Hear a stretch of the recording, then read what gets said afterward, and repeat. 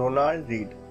नाम शायद आपने पहले कभी नहीं सुना होगा। लोग उसे एक नॉर्मल गैस स्टेशन अटेंडेंट और जेनेटर के रूप में जानते थे। उसके पास पुरानी कार और एक सिंपल घर था, कोई लग्जरी नहीं। लेकिन जब उसकी डेथ के बाद उसकी विल खुली तो सब शॉक रह गए। उसने लगभग 8 मिलियन की वेल्थ छोड़ी थी, आज के हिसाब से 80 करोड़ से भी ज़्यादा। और सबसे शॉकिंग बात, उसने ये पैसा किसी बिजनेस, लॉटरी या क्रिप्टो से नहीं कमाया। उसने ये इन्वेस्टिंग के थ्रू कमाया था। और ये कोई फिक्शनल स्टोरी नहीं है, ये story famous book the psychology of money में मेंशन की गई है।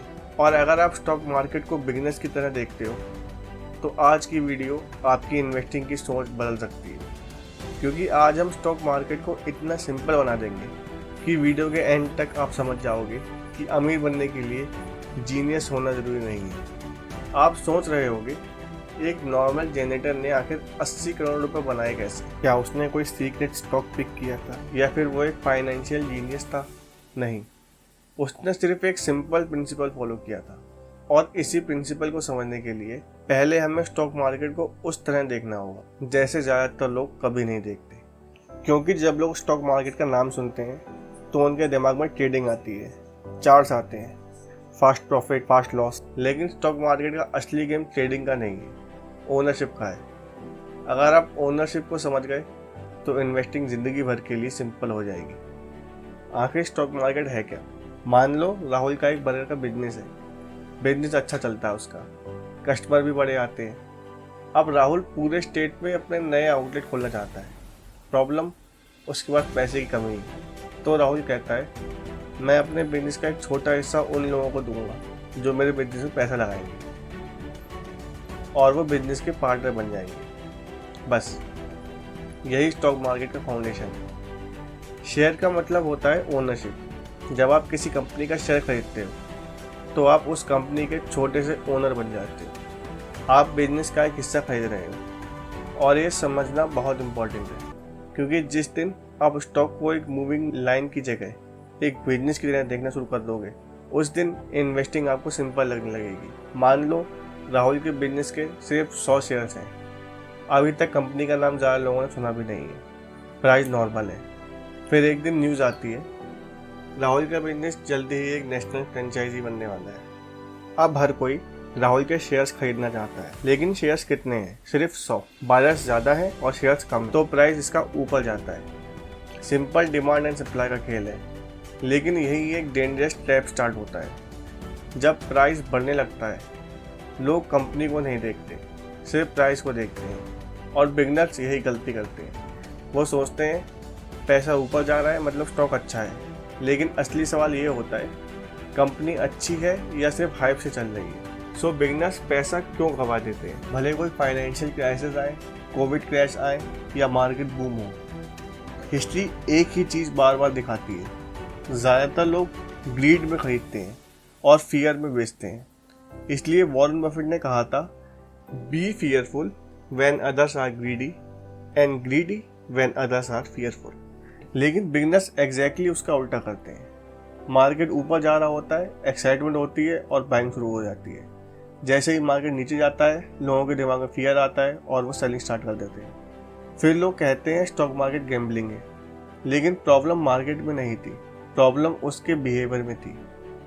और इसी वजह से ज़्यादातर लोग स्टॉक मार्केट में पैसा नहीं बना पाते। लेकिन यहाँ एक इम्पॉर्टेंट बात आती है, अमीर बनने के लिए ज़रूरी नहीं कि आप बेस्ट स्टॉक पिकर हो, ज़रूरी नहीं कि आप रोज़ मार्केट देखते हो, और ज़रूरी नहीं कि आप हर कंपनी की बैलेंस शीट याद रखो।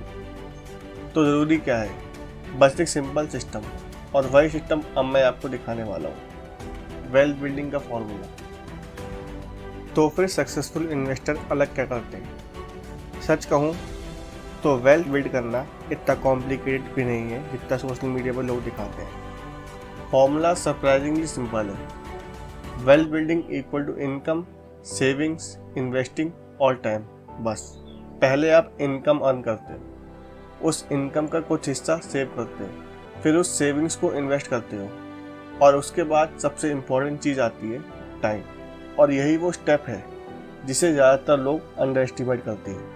लोग सेविंग्स पर फोकस करते हैं, स्टॉक सिलेक्शन पर फोकस करते हैं, लेकिन वेल्थ का असली इंजन टाइम होता है, क्योंकि स्टॉक मार्केट में सिर्फ पैसा काम नहीं करता, टाइम भी काम करता है। और जब पैसा और टाइम एक साथ काम करते हैं तब कंपाउंडिंग शुरू होती है। और यही रीज़न था जिसकी वजह से रोनाल्ड 80 करोड़ की वेल्थ छोड़ गया।